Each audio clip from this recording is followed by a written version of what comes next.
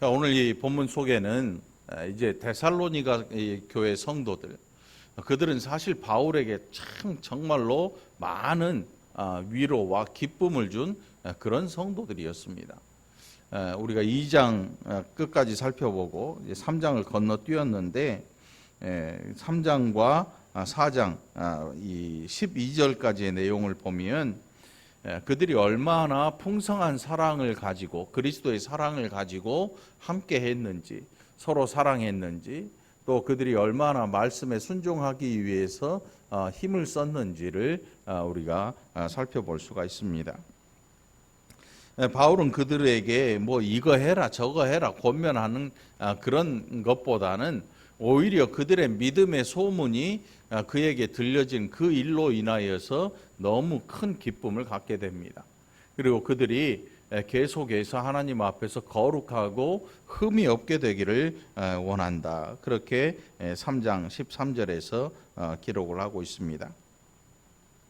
그리고 이제 4장에서 하나님께서 너희에게 가지신 뜻은 바로 너희의 거룩함이다. 거룩함. 거룩함과 반대되는 게 뭐냐면 음란함입니다. 음란함. 그래서 이 거룩함의 이 정반대는 음란함. 그래서 우상을 섬기는 것도 성경에서는 음란이라고 표현을 하고 있습니다.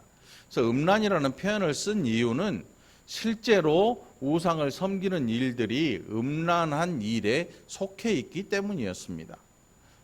우리가 아는 우리나라에서 보는 우상들 이런 정도의 우상이 아니라 이 가나안 지역이나 또 고대 근동의 우상을 섬기는 일들은 실제로 음란한 일들이 주를 이루었습니다.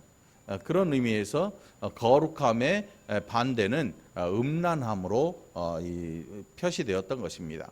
오늘 바울이 4장에서 하나님의 뜻은 이것이니 너희의 거룩함이라 곧 음란을 버리고 각각 거룩함과 존귀함으로 자기의 안에 대할 줄을 알고 이렇게 기록을 합니다. 로마가 세상을 지배하던 시대에 그 시대가 거룩한 시대였느냐? 절대로 아니지요. 그래서 이 세상의 역사들을 쭉 살펴보면 거룩한 시대라는 건 없습니다. 물론 중세에 기독교가 주를 이루는 그런 역사가 있었다고는 하지만 그러나 그 시대도 망해버린 걸 볼 때 그 시대조차도 거룩한 시대가 아니었다는 사실입니다. 그러니까 이 지구상의 역사에서 인류의 이 사람들에게 거룩함이 있었느냐? 극히 일부분이었고 극히 순간이었습니다. 그만큼 이 죄의 타락, 죄로 말미암아 타락한 인류가 걸어온 길은 악한 길이었고 음란한 길이었던 것입니다.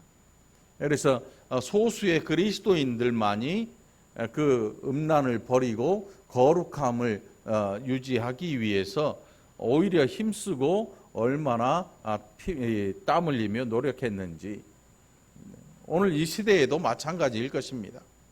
우리가 이 기독교인이 우리나라에 1000만이라고 하는데 만일 1000만 인구가 1000만이라는 사람이 거룩함으로 무장하고 거룩함으로 거룩하게 살기 위해서 힘쓰고 있다면 아마 이 나라는 많이 달라졌을 것입니다. 그런데 그렇지를 못하고 숱한 음란한 소식들과 이런 것들이 점점 더 발전하는 것을 우리가 보게 됩니다. 로마 시대에도 로마 시대나 지금이나 음란은 똑같이 존재합니다. 그래서 로마 시대의 공중 목욕탕 거기는 남녀 혼탕이었습니다. 두말할 것도 없는 것이지요. 성적으로 완전히 타락한 그런 시대. 그래서 귀족의 부인들은 남자 노예를 데려다가 성적인 놀이개로 쓰기도 하고 역사 속에 우리가 흔하게 대해 볼 수는 없지만 조금만 더 관심을 가지고 이 역사를 뒤져보면 인류의 이 타락한 그 면들이 얼마나 진하게 남아 있는가 그런 것들을 금방 알아볼 수가 있습니다. 우리가 알고 있는 그 포르노라고 하는 것들, 그게 역사가 정말 오래된 그런 일들입니다.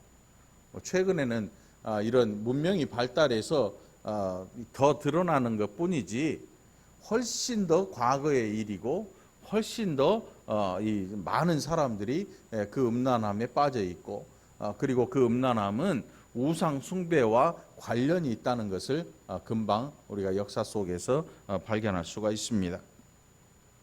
자, 바울은 바로 그런 이 음란함에서 데살로니가 교인들이 절대로 넘어가지 말고 자신들의 거룩함을 지키기 위해서 힘쓰고 노력하라, 그렇게 이야기를 하고 있습니다. 5절에 보면, 4장 5절에 보면 하나님을 모르는 이방인과 같이 세욕을 따르지 말고, 하나님을 모르는 이방인처럼 살지 말아라.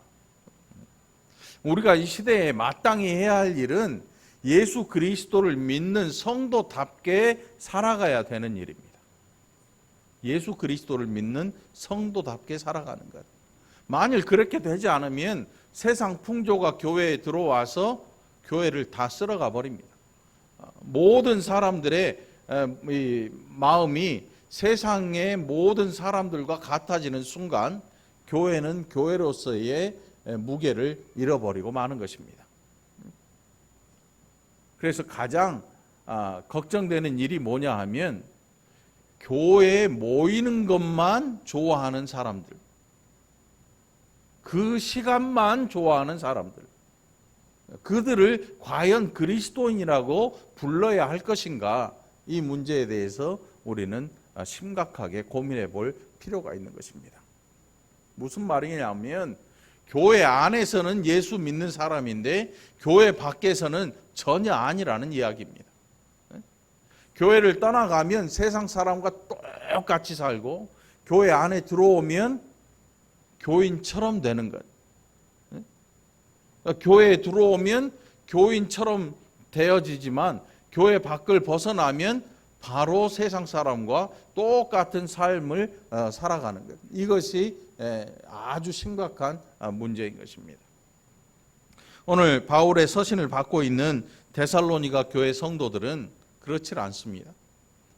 그들은 교회에서나 교회 밖에서나 동일한 모습으로 살아가고 있는 것입니다. 이것이 오늘 우리에게 정말 중요한 숙제이기도 한 것입니다.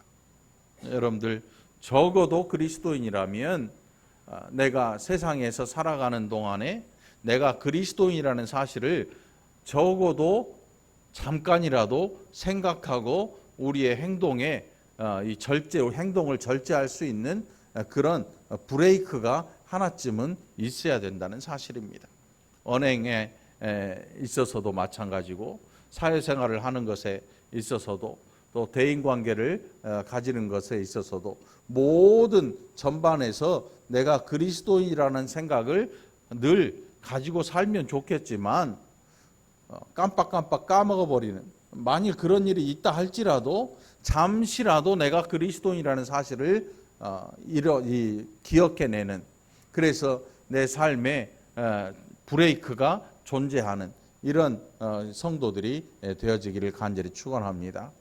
오늘 이제 본문으로 돌아가서 13절로 18절에는 죽음에 대한 것들을 어떻게 볼 것인가에 대해서 바울은 데살로니가 교인들에게 힘주어 이야기를 하고 있습니다. 그들에게 걱정이 뭐였는가 하면 아직 예수님이 다시 오시마 약속한 예수님이 오시지 않았는데 죽어가는 성도들을 보면서 걱정이 되는 것입니다. 예수님이 아직 안 오셨는데 지금 오시기 전에 죽은 성도들은 그러면 어떻게 될 것인가에 대한 고민이 있었습니다.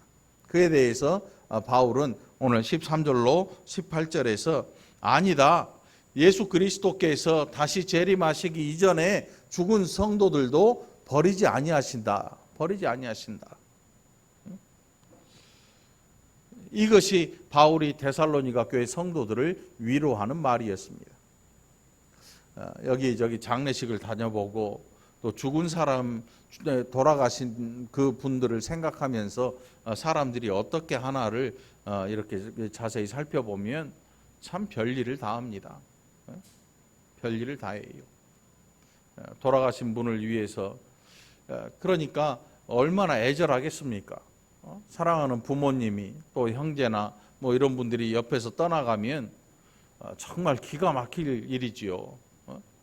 어제까지도 함께 웃고 또 함께 손을 마주 잡고 함께 식사를 하고 함께 한 집에서 잠을 자고 했던 또 형제나 또 식솔이나 또 뭐 사랑하는 사람들이 갑자기 세상을 떠나가는 이런 일들에 사람들은 당황하지요. 너무 당황하지요. 그리고 엄청난 스트레스가 있지요. 그렇게 가족을 떠나보내고 사랑하는 사람들을 떠나보낸 사람들 그 후에 행동들을 살펴보면 떠난 그 분을 위해서 정말 수많은 일들을 합니다.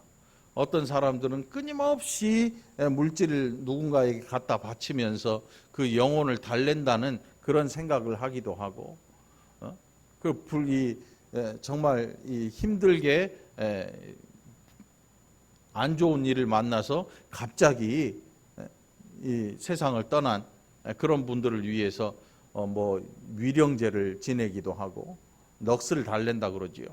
그런 일들을 하기도 하고 어디에 뭐를 써놓기도 하고 또 어디에다 뭔가를 많이 갖다 바치고 아니면 어떤 사람은 착한 일을 시작해서 그 착한 일을 그 사람을 위해서 대신 해주는, 그래서 내가 행한 선한 일을 그 사람한테 전가해줘. 그게 어디에 교리냐면 우리가 잘 알고 있는 로마 교회, 천주교의 교리가 바로 그래요. 그래서 조상 가운데 예수 안 믿고 돌아가신 분이 있으면 내가 예수를 잘 믿고 이 땅에서 많은 것들을 물질도 많이 봉사하고 하면 그 선이 쌓여가지고 그 조상한테 간다고 믿어요. 그 조상이 나중에 천국으로 옮겨질 거라는 소망을 가지고 있죠. 사람이 가지고 있는 간절함이나 사람이 가지고 있는 정말 이 사랑이라고 하는 게 어떤 때는 정말 어이없는 결과를 낳는 것을 우리가 볼 수가 있습니다. 어이없는 결과를 낳죠. 또 어떤 사람은 이 돌아가신 이후에 그 부모님의 무덤 있는 그 주변에 초막을 치고 거기서 3년 뭐 5년 이렇게 사는 그런 분도 있고, 근데 그런 분들이 그냥 거기에서 뭐 옛날에 그랬기 때문에 사는 게 아니고 하는 것을 보면 정말 이 효성을 가지고 하더라고. 뭐 5년이 지났는데도 부모님 생각하면 눈물이 펑펑 쏟아지고 하더라고. 아무튼 그렇게 하는 이유는 그들의 마음에서 터져 나오는 이 간절함이나 애절함이나 혹은 그리움이나 이런 것들로 말미암아 보여지는 그런 모습들이죠. 오늘 바울은 데살로니가 교회 성도들에게 뭐라고 하는가 하면, 형제들아 자는 자들에 관하여는 너희가 알지 못함을 우리가 원하지 아니하노니, 예수 그리스도께서 재림하시기 전에 돌아가신 세상을 떠난 사랑하는 가족들과 성도들, 그들을 어떻게 바라볼 것인가 이제 너희가 바로 알고 이는 소망 없는 다른 이와 같이 슬퍼하지 않게 하려 함이라. 예수 그리스도 안에 있지 아니하면서 누군가의 죽음을 맞이하는, 세상을 떠나보내는 이런 이 극한의 슬픔들. 예수 안에서도 마찬가지로 누군가 사랑하는 가족들을 떠나보내거나 사랑하는 사람들을 떠나보내면 슬픔이 있게 마련이지요. 당연히 슬픔이 있을 것입니다. 그런데 극한의 슬픔 말이지요. 이제는 모든 게 끝나버렸다고 생각하는 그런 슬픔을 갖지 말라는 것입니다. 예수 안에 함께 예수 안에서 생활을 했다면 이제는 천국 소망이 우리에게 있는 그 일로 말미암아 이제 떠난 그분이 천국에서 우리를 맞이하기 위해서 기다린다는 이 사실이 우리에게 큰 위로가 되어서 우리로 세상에 소망 없는 사람들의 슬픔과는 다른 슬픔을 가지게 된다는 사실입니다. 어떤 분들은 이 제사 문제에서 벗어나지 못하는 분들이 있습니다. 제사를 마치 제사를 지내지 않으면 떠나간 분에 대해서 아주 안 좋은 일을 한다고 생각을 하면서 신앙생활을 하면서도 제사 문제에서 벗어나지 못하는 그런 분들이 종종 있습니다. 또 어떤 분들은 꿈에 그 돌아가신 분이 나타나가지고 배고프다, 왜 밥 안 줘? 그래가지고 할 수 없이 제사를 지내는 분도 있대. 진짜로 꿈에 막 생생하게 나타나니까 야, 왜 밥 안 주냐? 제사 때가 되면 꿈에 나타난대. 실제로 왜 나 밥 안 주냐? 여러분 같으면 어떻게 할 것 같아요? 여러분 지금 예수 안에 있으니까 에이 그게 귀신의 장난이지, 마귀의 장난이지 이걸 알고 있지만 예수 밖에 있는 사람들에게는 그게 정말로 내가 불의하고 있구나 하는 생각을 가지게 만들 수밖에 없는 거지요. 마귀가 하는 일이 뭐냐 하면 우리로 하여금 하나님에게서 떨어져 나가게 만드는 일, 또 이 예수 밖에 있는 영혼들이 하나님의 은혜의 소식을 듣지 못하게 하는 일, 그게 마귀가 하는 일이지요. 그런 일련의 일들로 사람들이 갈등을 하고 고민을 합니다. 내가 이 제사의 문제를 어떻게 해야 할 것인가, 드려야 될 것인가, 말아야 될 것인가. 그러나 오늘 바울의 이야기를 들어보면 소망 없는 다른 이와 같이 슬퍼하지 않게 하려 함이라. 바로 알아야 되는 이유, 우리가 이 돌아가신 분들에 대하여서 바로 알아야 되는 이유가 어디 있느냐 하면 소망 없는 자들처럼 살지 않기 위해서. 그렇다고 해서 소망 없는 사람들을 무시하거나 깔보면 안 돼요. 긍휼히 여겨야지. 긍휼히 여겨. 때로 우리가 깜짝깜짝 놀랄 때가 있습니다. 왜 놀래냐면 아니 예수 믿는다고 왜 예수 믿는다고 해서 왜 예수 안 믿는 사람들을 무시하지? 이런 생각이 종종, 이런 분들을 종종 봅니다. 입에서 대번 나오죠. 예수도 안 믿는 것들이, 예수도 안 믿는 것들이 이렇게. 그러니까 내심 깔보는 거예요. 나는 예수 믿고 기독교적인 이 고급진 문화에 속해 있는데 너는 왜 그런 것도 안 하고 이 귀신 잡단 귀신 속에 파묻혀 사느냐? 은근히 깔보는. 그런데 그들은 깔봄의 대상이 아니고 불쌍히 여김의 대상이 돼야 돼요. 여러분 예수 안 믿는 분들에 대해서 여러분들 기도한 적 있습니까? 기도하고 계십니까? 여러분의 일가 친척과 여러분의 형제와 자매가, 여러분의 부모님과 여러분의 자녀가 예수 믿지 아니하고 살아가는 이런 일들을 보면서 여러분들 그들을 불쌍히 여긴 적이 있습니까? 뭐 그들의 육신의 삶이 뭐 잘 살고 못 살고 뭐 이런 문제가 아닙니다. 그들의 영혼에 대하여 가져야 되는 긍휼함입니다. 이 긍휼함의 근거를 어디서 찾을 수 있는가 하면 하나님이 우리를 긍휼히 여기시는 데서 찾을 수가 있는 것입니다. 예수님께서 이 땅에 오셔서 사람들을 불쌍히 여기셨습니다.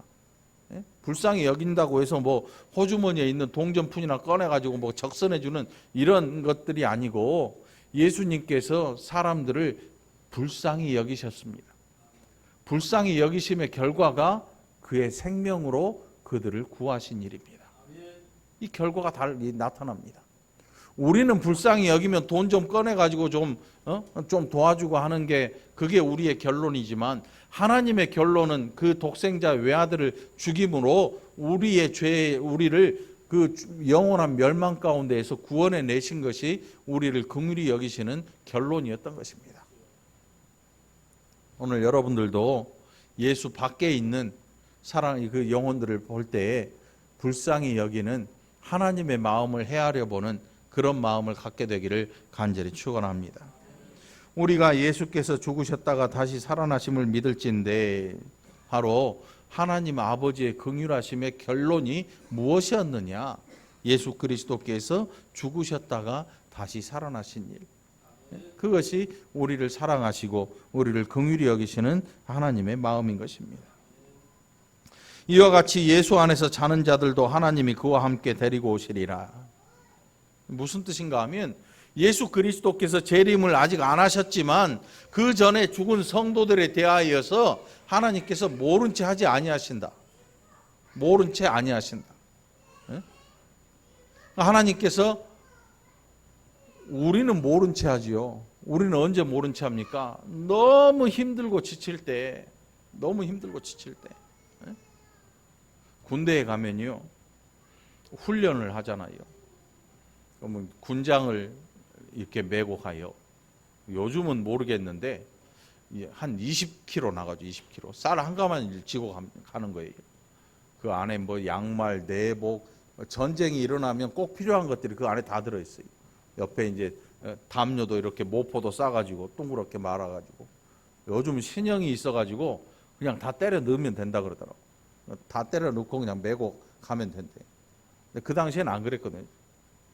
불과 몇 년 전만 해도 이거 각을 잡아가지고 딱 정해진 위치에 넣지 않으면 큰일이 나요. 군장 검사할 때. 메고 이제 훈련을 떠나지요. 한 70km 행군 같은 걸 유격을 떠나는데 새벽에 밥을 딱 먹고 출발을 해요.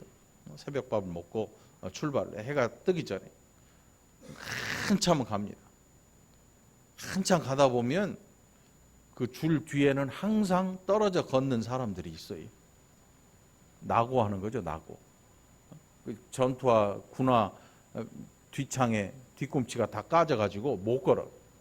뭐 발가락 사이에 퉁퉁 이 물집이 잡혀가지고 아파서 쩔뚝쩔뚝하면서 그냥 걷긴 걷는데 1분에 몇 미터 가는 거지. 거의 안 가는 거지. 그런데 그 옆에서 부축해주는 사람이 있어요. 절대 혼자 낙오하는 법은 없어요. 군대에서 만일 그렇게 했다가는 큰일이 나죠.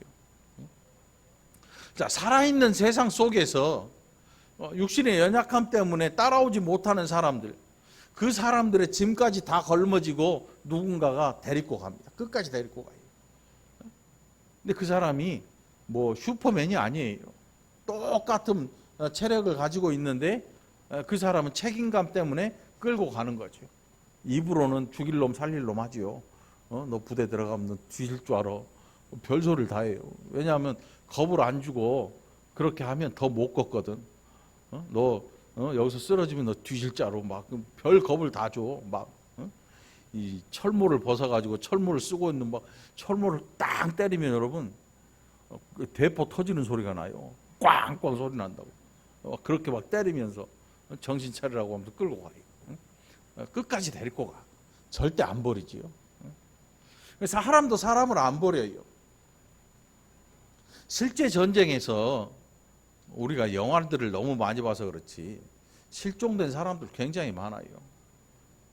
대포알 뻥 터지는데 한복판에 있으면 뭐 시신이 어디 갔는지 찾을 길도 없어요.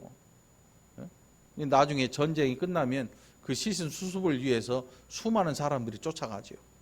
그런데 영영 찾을 길 없는 사람들도 많이 있어요. 그런데 하나님께서는 절대로 모른 채 하지 아니하신다는 거죠. 예수 그리스도께서 이 땅에 다시 오시기 전에 이 세상을 떠난 성도들, 그들로 말미암아 염려하는 그 데살로니가 교회 성도들에게 바울은 분명히 이야기를 해요. 예수 안에서 자는 자들도 하나님이 그와 함께 데리고 오시리라. 예수 그리스도께서 다시 오실 그 날이 아직 오시지 않았지만 그 전에 죽었다고 해서 하나님께서 버리시느냐? 절대로 결단코 그렇지 않다.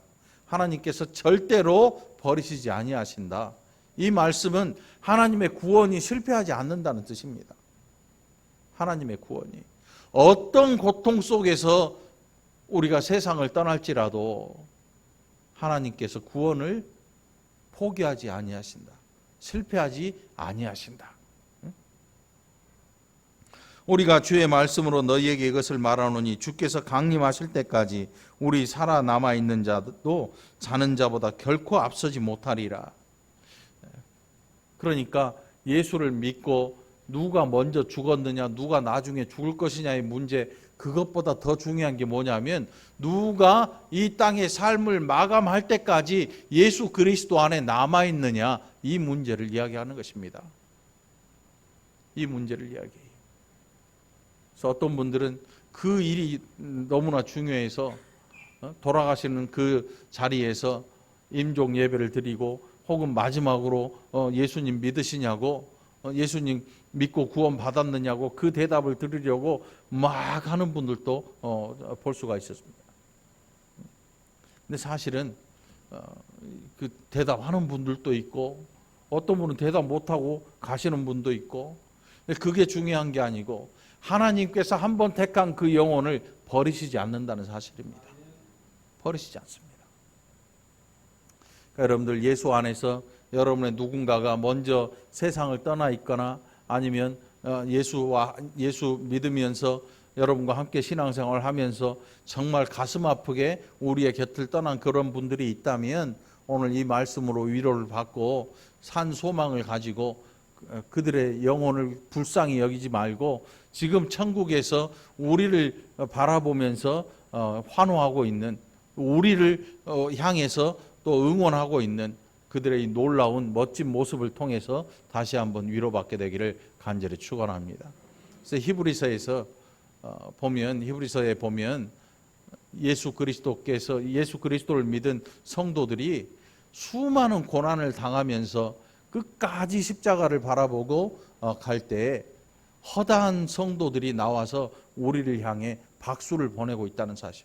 지금 고난 당하는 자들을 향해서 박수를 보내고, 그리고 끝까지 천국에 들어올 수 있도록 우리를 버리지 아니하시는 하나님의 놀라운 은혜를 기록하는 것을 히브리서에서 우리가 발견할 수가 있습니다. 자, 16절입니다. 주께서 호령과 천사장의 소리와 하나님의 나팔 소리로 친히 하늘로부터 강림하시리니 그리스도 안에서 죽은 자들이 먼저 일어나고. 바울이 지금 데살로니가 교회 성도들 가운데 먼저 세상을 떠난 성도들, 그들로 말미암아 가슴 아파하고 어찌할 바 모르는 데살로니가 교회 성도들에게 분명하게 이야기를 합니다. 예수님의 다시 오실 때의 그 모습이 어떠할 것인지, 그때 오실 때 어떤 일이 일어날 것인지, 지금 살아있는 성도들보다 먼저 죽은 자들이 먼저 일어나게 될 것이다. 너희 앞서 죽은 자들이 이제는 새로운 영원한 생명을 가지고 새로운 의의 옷을 입고 예수 그리스도 앞으로 이끌어 올려질 것이다. 여러분, 오늘 저와 여러분의 모습도 이와 다르지 않다는 사실을 기억하게 되기를 바랍니다. 그래서 예수 안에서 가지는 소망은 죽어가는 소망이 아니고 살아가는 소망이고 새로워지는 소망이 될 수가 있는 것입니다. 그 후에 우리 살아남은 자들도 그들과 함께 구름 속으로 끌어올려 공중에서 주를 영접하게 하시리니 그리하여 우리가 항상 주와 함께 있으리라. 할렐루야. 이게 성도들의 모습인 것입니다. 그러니 순교하는 자들이 두려워하지 않을 수 있던 이유가 바로 여기에 있는 것입니다. 순교하지 않은, 순교의 자리에서 신앙을 버리지 않고 끝까지 예수 그리스도를 믿은 사랑하는 성도들, 그들이 순교할 수 있는 이유가 어디 있겠습니까? 하나님이 그들을 버리지 아니하신다는 이 귀한 은혜 가운데에서 그들은 순교할 수 있었던 것입니다. 누군가 여러분에게 순교하라고 말 안 하지요. 이제는 순교의 시대가 아니에요. 물론 선교사님들 가운데 어떤 분들은 순교할 수 있는 그런 위험한 곳까지 가서 순교하시기도 합니다, 실제로. 그런데 우리가 살아가는 이 시대에 지금 우리의 환경으로는 순교로 우리를 밀어넣기는커녕 더 편한 삶을 요구합니다. 뭐 그렇게 불편하게 살아? 편하게 살아, 편하게. 편하게 살아. 편하게 살아. 여러분, 가장 단적인 예로 사람이 편해지면 어떤 일이 생기냐 하면 신앙에서 멀어져 가요. 너무 편한 것들을 추구하기 시작하면 신앙에서 점점 멀어져 가요. 멀어져 가. 많은 물질들, 그게 있으면 내가 교회에 헌신도 하고 봉사도 하고 잘할 것 같잖아요. 많은 물질이 없다가 많은 물질이 생겨나면 어느샌가 점점 교회에서 멀어져 가요. 한 달에 한 번 보이기도 하고 2달에 한 번 보이다가 1년에 한 서너 번 보이다가 영영 멀어져 가버리는 그런 분들도 많이 있죠, 실제로. 그리고 이 봉사하려고 하지 않아요. 우리 교회는 그렇지 않지만 뭐 워낙 또 얼굴을 다 마주보고 사니까 그렇지 않지만 한 300명, 500명 이상이 되어 가면요, 저 뒷자리에 손님들이 굉장히 많아요. 교회 등록도 안 해요. 그런데 신기하게도 11조는 해요. 헌금도 다 해. 그런데 등록 안 해. 왜냐하면 묶이기 싫은 거야. 그냥 익명으로 내가 누구인지 안 밝히고 그냥 살고 싶은 거지. 교회에 묶이면 재직회 나와라, 뭐 세미나 하자, 뭐 부흥회 나와라, 남전도에 모여라, 여전도에 모여라 하니까 이게 다 싫고 귀찮은 거지. 그러니까 등록 자체도 안 해. 그리고 저 뒷자리에서 예배 끝나고 축도 끝나고 이제 축도송 하는 동안에 다 사라져 버려요.